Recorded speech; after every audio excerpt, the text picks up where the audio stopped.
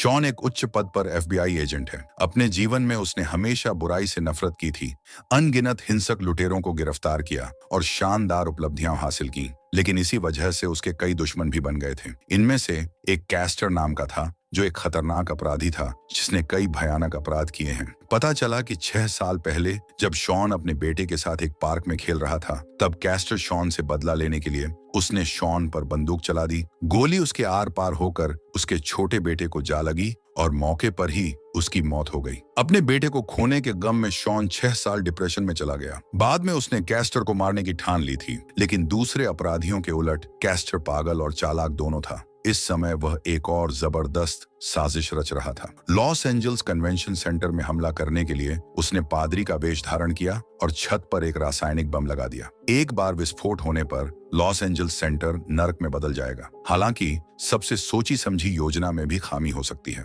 Castor के भाई Pixo ने समय बचाने के लिए अपने अकाउंट से कैस्टर को वहां से भगाने के लिए एक विमान किराए पर लिया। उस अकाउंट के माध्यम से एफबीआई को तुरंत जानकारी मिल गई। शॉन ने तुरंत एजेंटों के साथ उसका पीछा करने के लिए उन सबको हवाई अड्डे पर ले गया। जैसा कि उसने अनुमान लगाया था, 30 मिनट बाद कैस्टर हवाई अड्डे पर पहुंच गया। जीवन में एक बार मिलने वाले इस अवसर का सामना करते हुए शॉन ने अपनी जान की परवाह न करते हुए विमान को रोकने के लिए सीधे एक हम्बे रनवे पर चढ़ा दिया। फ्लाइट अटेंडेंट के वेश में महिला एजेंट ने अलार्म सुना और स्थिति को नियंत्रित करने के लिए अपना हथियार भी निकाल लिया। पिक्सो ने अचानक एक सूटकेस फेंका, जिससे उसका हथियार गिर गया। यह देखकर कि विमान सामान्य रूप से उड़ान नहीं भर सकता, कैस्टर ने जल्दी से महिला एजेंट को कॉकपिट में पहुंचाया और शॉन को आज्ञाकारी ढंग से रनवे खाली करने की धमकी दी। लेकिन उसने कभी सोचा भी नहीं था कि कैस्टर, जिसने अपनी सारी मानवता खो दी थी, न केवल उसे चिढ़ाने के लिए कॉकपिट का दरवाजा खोलेगा, बल्कि उसके सामने ही उस महिला एजेंट को ही मार डाला। ये देखकर शॉन आग बबूला हो उठा। उसने तुरंत पायलट को बाहर निकाला और खुद हेलीकॉप्टर को आगे बढ़ाया। जैसे ही विमान उड़ान भरने वाला था,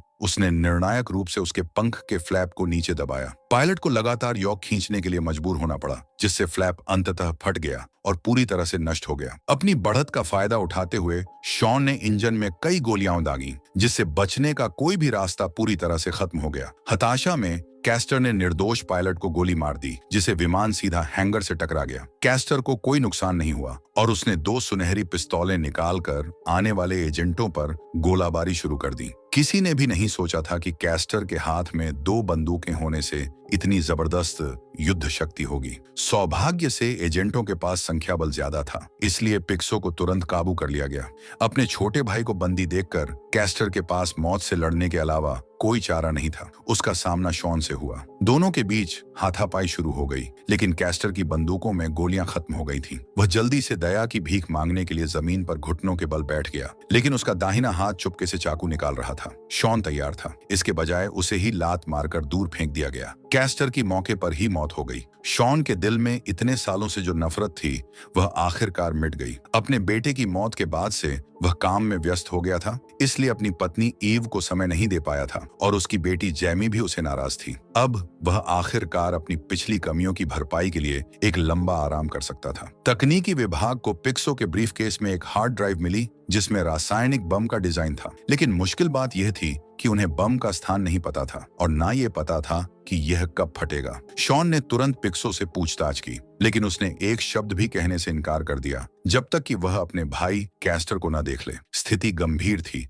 लेकिन शॉन असमंजस में था। जैसे ही वह चिंता से जल रहा था, तकनीकी विभाग के प्रमुख ने उसे बताया कि कैस्टर मरा नहीं था, बल्कि गंभीर रूप से घायल था। यह सुनकर शॉन और परेशान हो गया था। प्रोफेसर के मार्गदर्शन में तकनीकी विभाग ने मानव शरीर के पुनर्निर्माण में एक बड़ी सफलता हासिल की है। वे मानव की त्वचा को हटाकर दूसरे मानव को लगा सकते थे। प्रत्यारोपण के बाद तेजी से ठीक भी हो सकता था। शॉन और कैस्टर कद-काठी, शरीर, त्वचा के रंग और आंखों के रंग में लगभग एक जैसे थे। प्रोफेसर कैस्टर के चेहरे की त्वचा को छीलकर शॉन के चेहरे का आधार बना सकते हैं। अंत में वे कैस्टर की आवाज की नकल करने के लिए स्वर को संशोधित कर सकते थे। इसके अलावा शॉन ने इतने सालों तक कैस्टर का अध्ययन किया था, जो सबको बेवकूफ बनाने के लिए काफी था। शुरुआत में शॉन इसके सख्त खिलाफ था, लेकिन लॉस एंजल्स के लाखों निर्दोष नागरिकों को देखते हुए उनके पास इस योजना में शामिल होने के अलावा कोई विकल्प नहीं था। इस मिशन को अति गोपनीय माना गया था। इसका कोई आधिकारिक रिकॉर्ड नहीं होगा। यहाँ तक कि शॉन के परिवार को भी अंधेरे में रखा गया था। किसी किसी ने भी देरी करने की हिम्मत नहीं की और अगले ही दिन उन्होंने चेहरा बदलने की सर्जरी शुरू कर दी। एनेस्थीसिया देने से पहले शॉन ने अपनी शादी की अंगूठी उतारी, अपने सहायक को दी और उसे संभाल कर रखने के लिए कहा। सब कुछ तैयार था। प्रोफेसर ने पेन से रूपरेखाएं बनाई, फिर लेजर से धीरे धीरे एपिडर्मल परत को काटा। कंप्यूटर की सटीक गणनाओं की बदौलत उन्होंने शॉन के चेहरे की त्वचा को सफलतापूर्वक हटा दिया। इसके बाद उन्हें बस कैस्टर पर भी यही प्रक्रिया दोहरानी थी। कुछ ही दिनों की रिकवरी के बाद शॉन के चेहरे को एकदम कैस्टर चेहरे में बदल दिया था। हालांकि वह मानसिक रूप से तैयार था, लेकिन जब उसने वास्तव में अपना वर्तमान रूप देखा तो वह तुरंत टूट गया।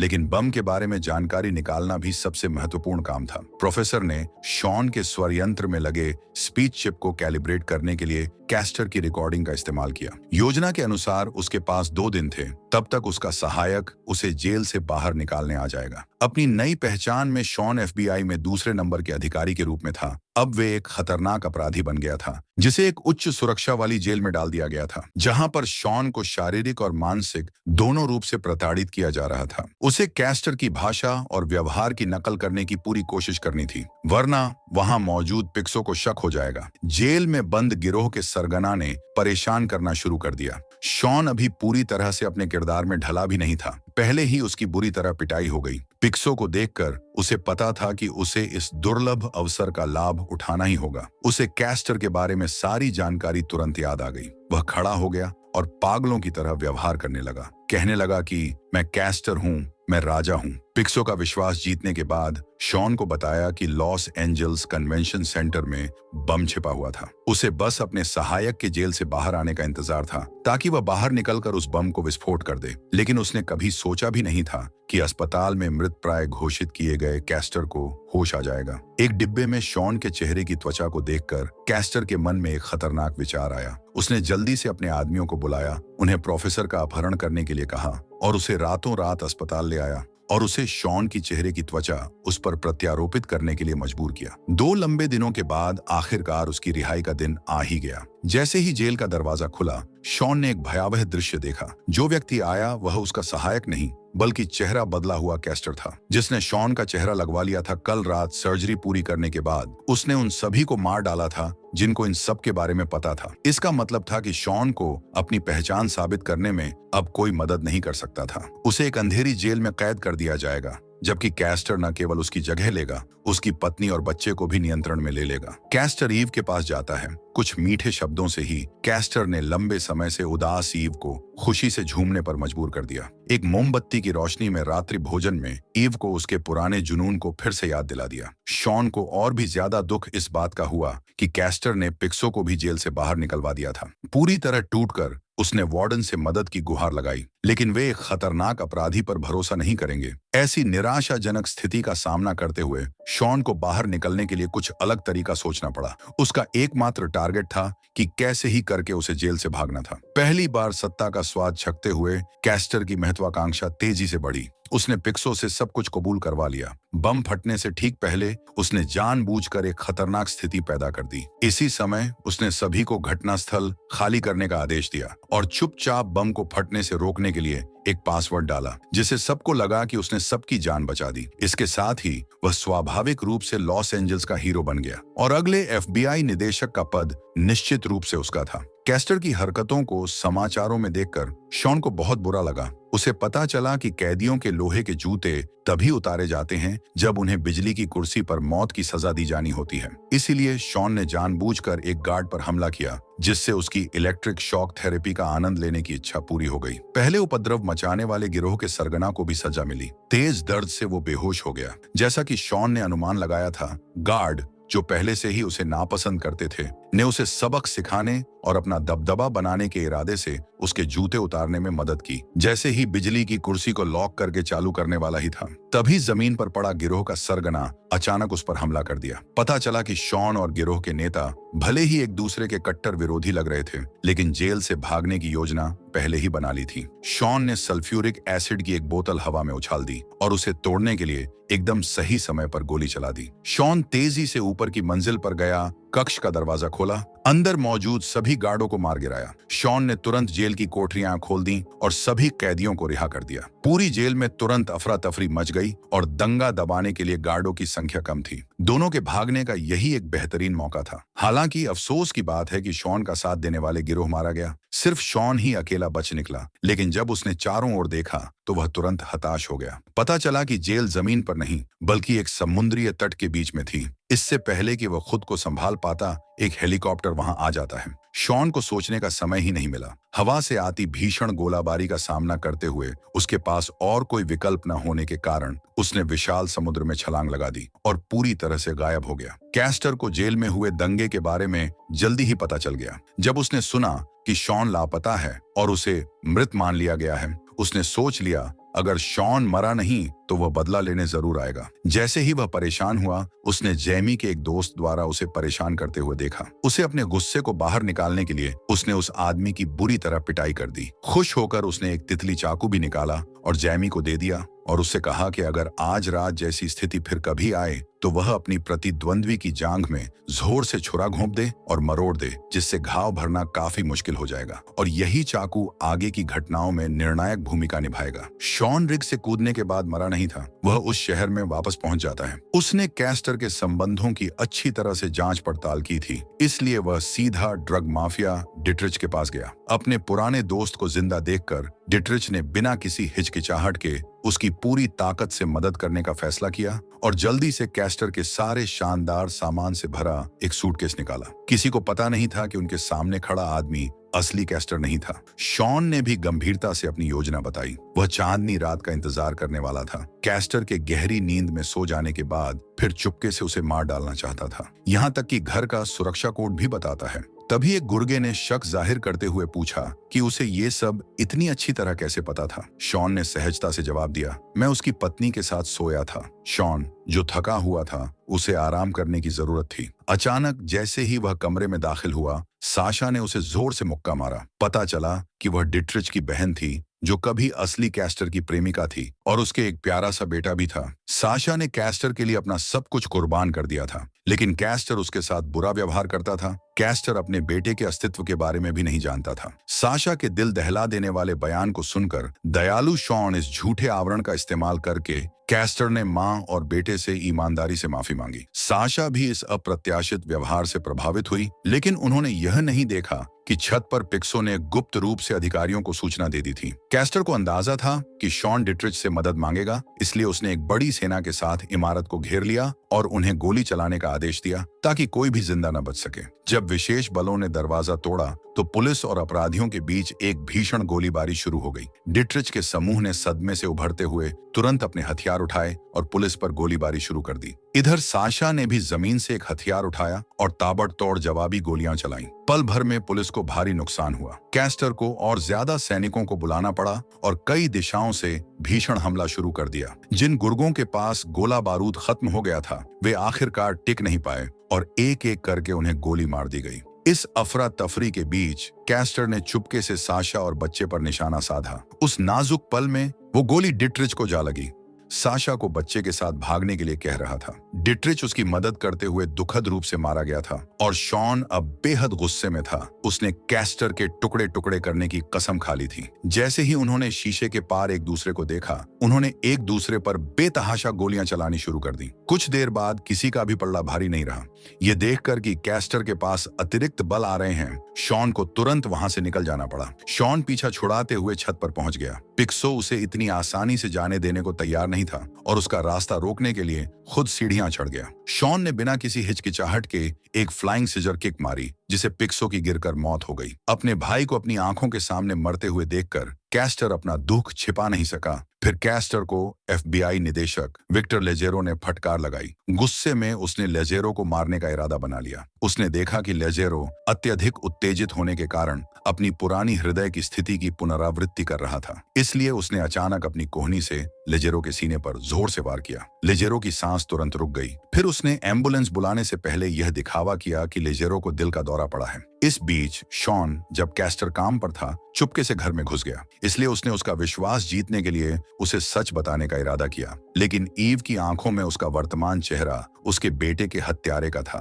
हालांकि उसने उनके कई पुराने किस्से सुनाए, लेकिन इससे ईव और भी ज्यादा डर गई। उसे परेशान देखकर शॉन को अपना आखिरी दांव खेलना पड़ा। उसने ईव को बताया कि उसका रक्त समूह ओ है, जबकि केस्टर का रक्त समूह ए बी है। अगर उसे विश्वास नहीं होता तो वह इसकी पुष्टि करने का कोई मौका ढूंढ सकती है। सब कुछ कहने के बाद शॉन वहां से चला गया, लेकिन ईव अब उलझन में पड़ गई। उसी रात जब कैस्टर सो रहा था, उसने चुपके से उसे एक छुरी चुभो दी। मच्छर के काटने जैसे दर्द ने कैस्टर को शक नहीं होने दिया। आधी रात को ईव खून के नमूनों के प्रकार की जांच के लिए उत्सुकता से अस्पताल पहुंची। आखिरकार नतीजा वाकई एबी प्रकार का निकला और शॉन अस्पताल में इंतजार कर रहा था। उन्हें उम्मीद नहीं थी कि पति पत्नी आखिरकार एक दूसरे को इस तरह पहचान लेंगे। अब लेजेरो की हत्या हो चुकी थी। अगर कुछ अप्रत्याशित नहीं हुआ तो कैस्टर अगले एफबीआई निदेशक होंगे। अगर वह सत्ता में आए तो परिणाम खतरनाक होंगे। उन्हें खत्म करने का एकमात्र मौका 3 दिन बाद लेजेरो के अंतिम संस्कार में था। लेजेरो ही शॉन के गुरु थे, फिर भी अब वह उन्हें आखिरी बार व्यक्तिगत रूप से विदा नहीं कर सकता था। दुख भरे मन से वह केवल चर्च के पीछे छिपकर श्रद्धांजलि अर्पित करता है। उम्मीद थी कि उसका गुरु उसे कैस्टर को मारने में शक्ति प्रदान करेगा। लेजेरो का अंतिम संस्कार समाप्त होने के बाद जीवन और मृत्यु का अंतिम द्वंद्व शुरू होने वाला था। चालाक कैस्टर का शॉन से निष्पक्ष रूप से लड़ने का कोई इरादा नहीं था। उसने ईव को बंधक बना लिया और अपने अधीनस्थों को जैमी को चर्च से लाने के लिए कहा। घटनास्थल पर साशा अपने बच्चे को सुलाने के बाद समय पर चर्च पहुंच गई। हालांकि जैसे ही दोनों स्थिति को नियंत्रित करने वाले थे, कैस्टर का एक और आदमी अचानक वहां आता है, जिसने शॉन और साशा को एक बार फिर मुश्किल में डाल दिया। एक खतरनाक युद्ध छिड़ गया था। एक भयंकर मुठभेड़ के बाद ईव सुरक्षित थी। कैस्टर ने अराजकता का फायदा उठाया और बिना किसी निशान के भाग गया। सबसे दुर्भाग्यपूर्ण बात यह थी कि साशा को गोली मार दी गई और वह गंभीर रूप से घायल हो गई। मरने से पहले उसने अपने बच्चे को शॉन को सौंप दिया ताकि वह बच्चा सही मार्ग पर चल सके। साशा की मौत ने शॉन को और क्रोधित कर दिया। उसने पागलों की तरह कैस्टर पर बंदूक चला दी। दोनों में झगड़ा हुआ और वे चर्च से ऊपरी मंजिल पर भाग गए। जैसे ही वे संघर्ष कर रहे थे, जैमी की उपस्थिति ने शॉन को चौंका दिया। नकली शॉन की पहचान से अनजान उसने सोचा कि कैस्टर उसे नुकसान पहुंचाना चाहता है और गोलियों की बारिश में पागलों की तरह इधर उधर भागने लगी। अंत में कैस्टर धीरे धीरे कमजोर हो गया और उसका गला घुटने लगा। लेकिन तभी जैमी ने उन दोनों पर बंदूक तान दी। नकली शॉन ने गोली चलाने के लिए कहा। गोली शॉन के कंधे को छूकर निकल गई, लेकिन जैमी को कैस्टर ने बंधक बना लिया। फिर वह उनकी बातचीत सुनने के बाद ही होश में आई और उसे अपने पिछले कृत्य पर गहरा पछतावा हुआ। अचानक जैमी ने अपना दिया हुआ बटरफ्लाई चाकू निकाला, उसकी जांघ में जोर से वार किया और उसे घुमा भी दिया।